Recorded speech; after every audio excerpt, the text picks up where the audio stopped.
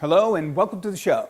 Today we have a very special show for you. We're going to have an interview, an exclusive interview with Mr. Brett James Augustine. He's celebrating half a century on the planet, and we're going to drill him with a few questions that maybe should or shouldn't be asked in hopes that we can find out a little more about him and his life.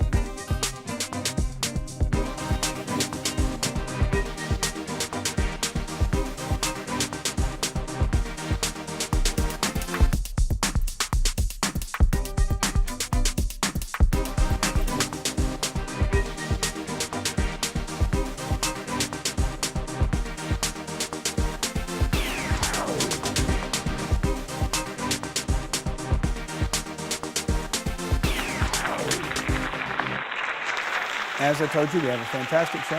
First of all, we want to say thank you so much to Mr. Brett Augustine for joining us today. Thank you, Brett. Hello, everybody. Thank you, Brett, for coming. We really appreciate it. Thank you for having me. I appreciate it. Thank you. Full audience. It looks like a bunch of me's out there. Hello. Just kidding. Well, half a century, right? Yeah, 50 years, right. I know, right? Right? 50 years. All good. Anyway, let's get started with our show. What do you think about God? Well, okay, we're going to start off light. Well, you know how to get things rolling, don't you? Start off with the easy questions and sort of slide in there nice and slow. I see. Yeah, okay, Brett. Well, yes, the answer to your question is yes. I believe very much in God, and I believe and know that He is and has been working in my life forever. And yeah, it's not one of those things that's sort of a lightweight issue with me, and not lightweight belief for sure, because either you believe something or you don't. Well, in this particular case, I do, and that's not going to change because of some superficial evidence. That's something that I feel here in my heart. So I don't know if that's answering your question or not, or solidly enough, but yes, I know God exists. Well, Brett, what do you think about religion then? I think we've made it pretty clear that you believe in God and you have a personal relationship with Him, but what about religion? Are you a religious person? Religion, okay. Well, no, that's a little different for me. God is one thing. God is God. When it comes to religion, I have to say that I don't believe in one specific religion being the end-all of what you should believe. I do believe in fellowship. I think that it's very important to have fellowship with other people that believe what you believe. And I'm comfortable in a Baptist church, a Methodist church. I'm even comfortable in a Catholic church, all of which are Christian churches. So yeah, if you have to nail me down to something, I guess you could call me a Christian. But when it comes to my belief, it's very different than a religion, if that makes sense. And if it doesn't make sense, I don't care. My relationship with God is personal. It's one-on-one, and yeah, it's one-on-one, Him and me. I'm not sure if that came from your family or not, but what do you think about family? I mean, you've had 50 years on the planet now. You've got plenty of it. I understand you come from a large family. I'm very lucky to have been blessed with a great family. All of my brothers and sisters, John, Steve, Beth, Casey, my sister Brenda, God rest your soul, love you dearly. And myself as part of that family as well. Mom and Dad, I had the best parents ever. Totally dysfunctional. You know, what family is really functional, right? Family is extremely important to me, and I'm going to have to say that family as well is where you get your base, your roots. You know, I think that's how we all start off, and I'm not sure that families are the same as they were. I'm sure they're not, actually. I mean, things change a lot. The structure of a family back in the 50s is way different than the structure of the family that I grew up in, and then so on with the next generation and the next generation. But I think that it's extremely important that we pay attention to family, and you know, you're stuck with them. You come into life with them, and you're with them on the early stages of your life, and it helps build the foundation for what your character will be. I'm very lucky. I think that I think that my parents raised me very well, and I think that my siblings were just the most awesome bunch of people ever, and they still are, and I love them dearly. So yeah, I think family is extremely important, and that includes my son, who is just as wonderful as any of them could be, and I couldn't ask for a better group of people to call my family. What about friends? Changing it up a little bit, but extending that family, because the next step is really your friends, you know. I mean, what really makes you a person sometimes is the people that you hang out with. What do you have to say about the friends you've had in life? Well, friends to me are at least as important as your family, because friends are the ones that stick around even when your family's gone. Sometimes when you get up and move away as an adult, move on with your life, you make other friends and other people come into your life that you call friends. And quite frankly, I'm also extremely lucky to say that during my half a century, as you put it, half a century on this planet, I have probably the best friends in the world. Very diversified group, very small group. It's not like we have a bazillion people in my friend base, but I will say that they are true friends. And quite frankly, I couldn't have gotten through a lot of things in my life without them. And to this day, most of us are still in touch. As you're going through life, friends are probably one of the things that's most precious to you, because they're the ones that get closest to you. They're the ones that hurt you the most, the ones that give you the best memories ever, you know. They're the ones that you did stupid stuff with. Don't tell me you didn't do stupid stuff. I know you did. Everybody does. And yeah, I got some pretty good friends, and we did some pretty stupid stuff, but we enjoyed life, and we got through it together. A lot of things are kind of difficult, you know, when you're growing up. But when you get good friends, it's important to interact with them, and you know, that's where you have some of your best memories. You know, you have friends like get you in trouble, or maybe you got them in trouble. Depends on the story and whose mom or dad you were telling at the time, right? But the truth is, man, those memories I wouldn't trade for the world. It was just amazing opportunities in my life to do stupid things and get away with it, and do some other things that weren't so stupid but just really fun. You know, friends made the difference. If you were to do it alone, I just don't think it would be the same. So yeah, I think friends are huge, huge thing to keep close to you, and make sure they're good ones. Picking good friends is as important as, it's more important than family, because you're stuck with your family. You know what I mean? You're just stuck with your family. You were born into them, and they're wonderful to grow up with and everything, but later on in life, when you pick out friends, you know what I mean? You pick them out. You're the one who did it. Let me try to keep the pace a little bit, because I don't want everybody to get bored, but I do want to get as much information from you as I can. While we have the audience's attention, what do you think about education today? After 50 years, what would you tell us about education and its role or importance in life? And what I would say about education over the past 50 years, things that I've learned is you just don't have enough education. You think you do. When you're young, you feel like you're, you know, invincible and know everything. The older I get, and now that I'm turning 50, you know, I've been here a half a century now, and I can say one thing for sure. I don't know everything. In fact, I know a lot less than I really anticipated I would know by now. And I think education is paramount for making a better future.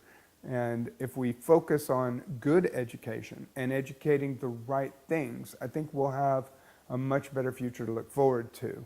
I think that we need to really focus on education and creating more awareness about the things that we should educate ourselves about. You know, the planet, yes, the planet, how to keep it clean, how to keep our world evolving in a good way. And when I say that, I mean let's do very green practices, including plant things and make things happen in a better way for the future to come, for the next generation. If we don't do that, then, and we have to do that through education. If we don't do that, then there is no future. I think education is exactly the reason why there's a difference between first world countries and third world countries, if you want to call them that. It doesn't mean second-rate countries by any means.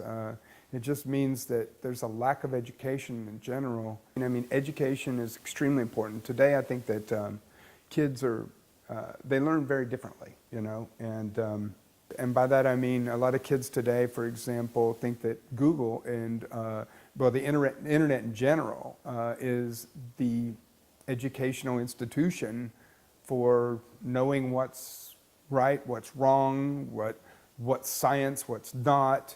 There's so much misinformation out there, and that it's not even funny. And if you don't go and actually apply yourself and study something, or some things preferably to keep diversified, then I don't think that you're going to achieve the same results as Googling it, you know? And I very much want to shout out to all my teachers and say thank you so much.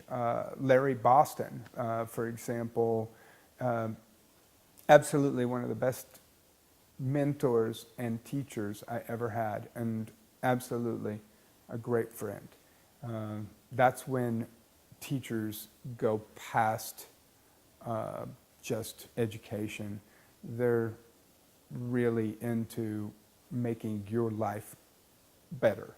And I just want to thank you, Big B, and all of the teachers like you. I could name a bunch. Thomas at Large, of course, Miss Giles. I love you dearly to this day. I could go down a list. I'm not going to. Take too damn long. So yeah. Okay. Well, and now just moving on and pushing this forward a little bit. What about science and technology? It's been 50 years of amazing things happening. What do you think that science and technology has a role to play in life itself? I can't wait to see what comes up in the next 50 years. It'll probably be brutally techie. Brutally techie, for sure. Why not? Technology, you know, to me is just advances and leaps forward in how we apply science. You know, cell phones and everything. That was invented by, you know, visionaries and stuff like Star Trek even, I believe, was one of the first to really do it. Gene Roddenberry's imagination of how a communicator might look in the future. And yeah, we made it. You know, it's a cell phone. Now people can't even imagine life without one. And it does so much more than just communicate verbally, you know. That's amazing. It does everything on it. So the technology over the past 50 years, yeah, it's been a lot. And I've been amazed at watching it and at the same time just trying to keep on top of it and keep a grip on all the different tech leaps and things. But when it comes to science, now it's a different story for me, because that's the basis of what we're applying to create new tech, right? So we're talking now in things like understanding the universe a little better through quantum theory, you know, it's string theory, you know, how is it all bound together? Thank you, Brian Greene, for being able to explain it to those of us that just, you know, don't have degrees and master degrees in science and physics. So yeah, technology has changed a lot. You know, if you take it, it's because of that base science. And that kind of goes back to education, like we were talking about, where, you know, if we don't educate people, and science is a huge part of it, and our technology that's coming even faster than we can absorb it, if we don't actually work on a way to be able to pass this information on in a good way, capitalize on it, not just for money, but capitalize on it by making the world a better place, that would be true capitalizing on it, in my opinion. And if we keep that focus, it'd be great. You know, I mean, there's wind energy and solar energy and all of these wonderful things that we've been able to create that help us do a cleaner, better world. But yet it's not being instituted daily in our lives as much as it should be. Okay, this one's going to be a little different, all right? And you don't have to answer if you don't want to, but I'm curious as to your thoughts about, well, drugs. Did he just ask that? Drugs, okay. Wow, getting personal now, huh? My point of view is simple. I'm pro-marijuana. I think it should have been legalized a long time ago and taxed. It's obviously making a big impact on the states that have legalized it now. However, I will say that when it comes to other drugs, I think that our country and our planet really have some issues that we need to work through. And over the past 50 years, I've seen it grow worse, not better. I don't know how, maybe it's just because it's become more apparent and in the media and, you know, the war on drugs and everything else that's going on because of drugs, people killing people over drugs. This is the stuff I think are bad about any commodity. It's just not good for people in general, and I hope we figure it out. I guess the only way to really stop drugs is to don't do them. Well, you said that you're happy they legalized pot. What are your political views in general? I mean, obviously we understand how you feel about that, but what kind of political views do you have, you know, like even talking about our newest president? I don't think that it's less than interesting right now. At 50, here in the year 2017, politics are extreme right now, all over the world. And of course, the election of Donald Trump, which, you know, I did not vote for, but I feel like we need to support because he is our president, and we need to support whoever is in that White House. Just like Obama said, which my respects for him, I think he did a fantastic job as president and spoke very well for our country and for himself as well. And he and his wonderful family were just great representation for what I think the United States represents. And I'm thankful that he was our president for 8 years. Did he do everything perfect? No. Can you name any president who ever did anything perfect? I can't think of one. So I can tell you this. As far as politics go right now, Donald Trump, all of that, we got to get behind him and try to figure out the best things that he's doing and support those things and put some limitations on the things that are not so good. What about music? I don't know about you, but I love to hear music. You like music? I think all of us love music. And music has such an impact on all of our cultures. Yeah, of course. Music is amazing. I think it's important for every generation to express themselves, especially through music. I think that's been amazing. I was born in the 60s. Imagine the music back then and how it's progressed. It's been pretty interesting and amazing in my opinion. I mean, you grew up through the 80s mostly growing up. I love the 80s to this day. Woohoo! Go 80s. Some of the most original music, some of the best breakthroughs ever. And that's when we had our transition into music videos. Oh my gosh, MTV rocked at the time. Don't know what happened to them now, but whatever. Things go in waves. Kelly Clarkson is your niece, right? I'm sorry, what? Yeah. Kelly Clarkson is definitely my niece. Yeah. Now I'm not important all of a sudden. I was popular way before Kelly. Okay. Just not as popular. Could you tell us a little bit about what it's like to have somebody so famous in your family?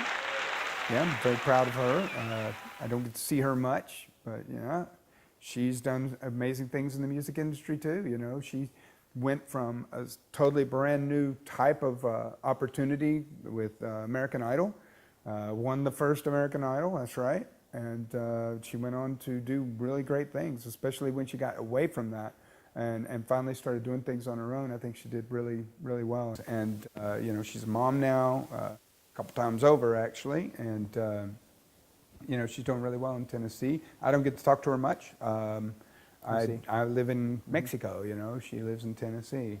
And, well, that's pretty much that. She's just a wonderful person, though. Well, there's no doubt that music is art and it impacts people as well.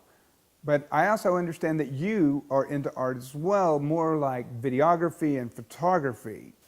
Yeah, it's true. I do enjoy video production. I do that on weekends and nights as often as I can. Try to make movies has been my goal since I was 17 years old. So could you tell us a little bit about what you've done that you're proud of, or a little bit about your history and some of the things you've accomplished in video production? I was in charge of recording junkets for movies that were coming out, you know, promotions.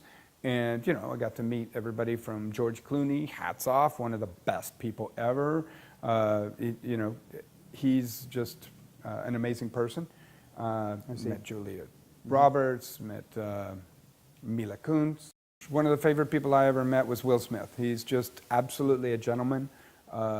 He's more than that. He's fun. He's a great dad. That shows. I got to meet him and his son. Another person that amazed me is Katy Perry. My goodness, is she beautiful. She is just a wonderful person. She, lots of good energy. You can feel it. I don't know what I was expecting. I kind of was expecting prima donna type. Not at all. She was very nice, very cordial, and very polite, but yeah, she's just amazing and quite beautiful.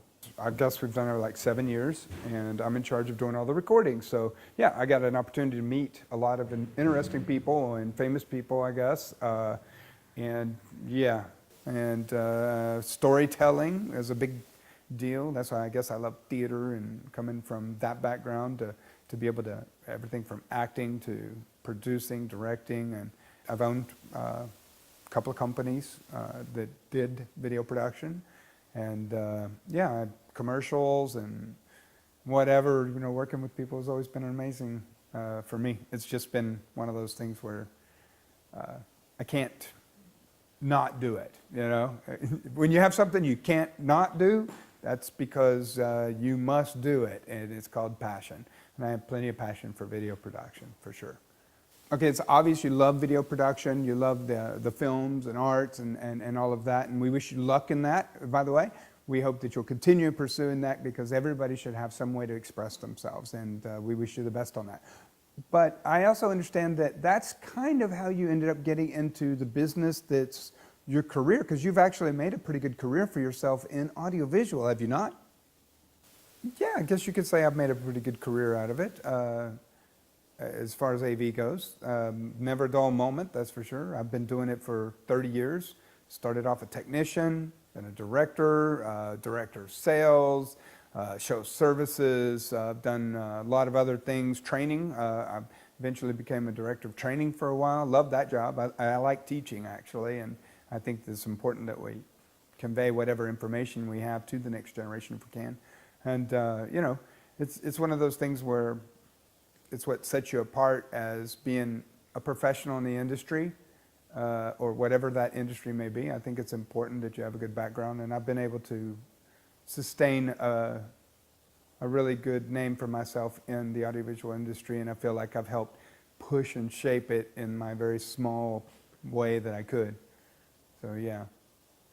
Now, Brett, expanding on that idea just a little bit about audiovisual and careers in general, what do you think about professionalism and the generation of today? And have you seen any changes throughout your lifetime at this point? Well, professionalism is really important to me. I think that kids today really need to know the difference in doing things their way and doing them professionally. A lot of people say, well, I am a professional. If you get paid to do it, you are a professional per se. But the truth is, in the word professionalism, when I hear it and think about it, I think more about, can you be counted on? You know, it doesn't really matter what color your hair is or whether or not you have tattoos. It's more about the accountability that you have, you know. Can people count on you? That's what professionalism is, and that's what gains you respect in whatever career you choose, or even if it's not a career, just any projects you choose to work or collaborate on.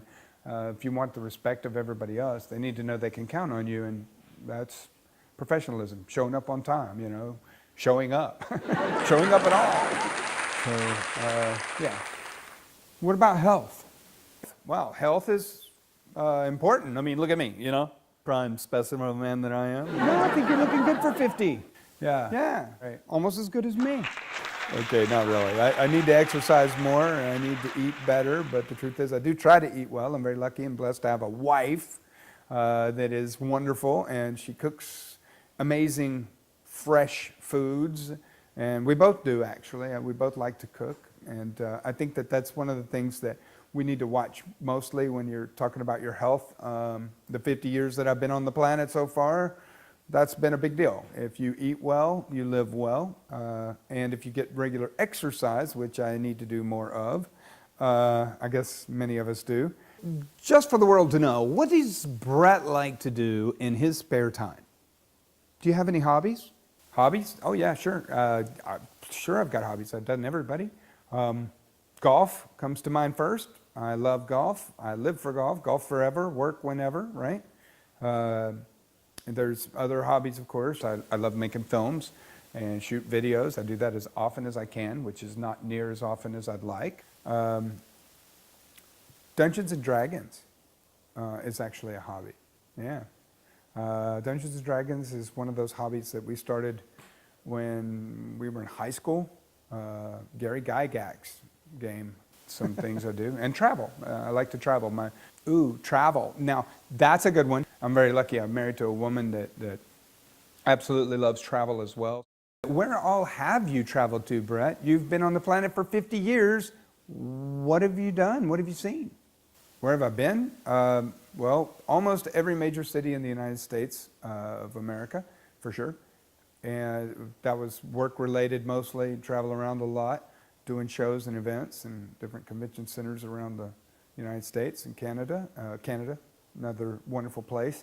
Absolutely enjoyed Montreal. It was fantastic. Been all over Mexico pretty much. There's many places still yet to go, but I've been here for 19 years, and well, I've gotten to know a lot of places, Palenque and a lot of the different places, Tasco and Mexico City, of course, largest city on the planet per capita. Is just really an amazing place, great food as well. Reminds me a lot of New York. I have to say that Cabos, of course, and all of that area in the Mexican part of it, the Mexican Caribbean. I live here in Cancun, so that's one thing that's, been really cool. I can launch straight across there, and Dominican Republic, Jamaica, France. I've been to Rome. I'm very happy to say Italy in general, with Venice, and had a great photo shoot with my wife in Venice. I enjoyed that very much, and she played model for me, so yeah. After we got married, we went to Paris. So that was another place that was definitely on the bucket list. Scratched that one off and love to go back. I enjoyed it very much. The Louvre was amazing. Brussels has the best beer on the planet. Yay! And there's still more to go see. I've been to recently, I guess the farthest place I've ever been is Singapore. And I just got to go there this past year in 2016, and that was remarkable. Great city, amazing people. Okay, well, it sounds like you and your wife get to travel a lot and do some things. I'm just curious, what do you think about marriage, Brett? What do I think about it? I like it. I mean, it's hard to share your life with somebody, but when you find the right somebody, it makes it worthwhile to share your life. That's all I can say. I've been married now for 14 years, and I have to say that it's been a blessing. My wife is amazing. She makes me a better person, and it's great to have somebody to talk to about things that are important to you that not just anybody will listen to. And I think that that's part of the sharing experience of being married. And at the same time, I think that people today don't take it as serious as maybe I do.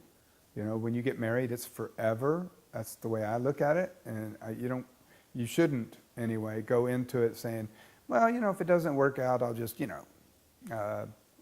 hook up with somebody else later, get a divorce and move on or whatever. you can't really approach marriage that way. If you do, I think that you're missing out on the depth of what marriage is really about. So that's sort of what I think about marriage after this half a century and 14 years of being married and the rest of it being not married.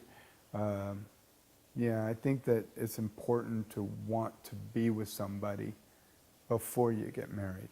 And then you need to be willing to commit to staying married.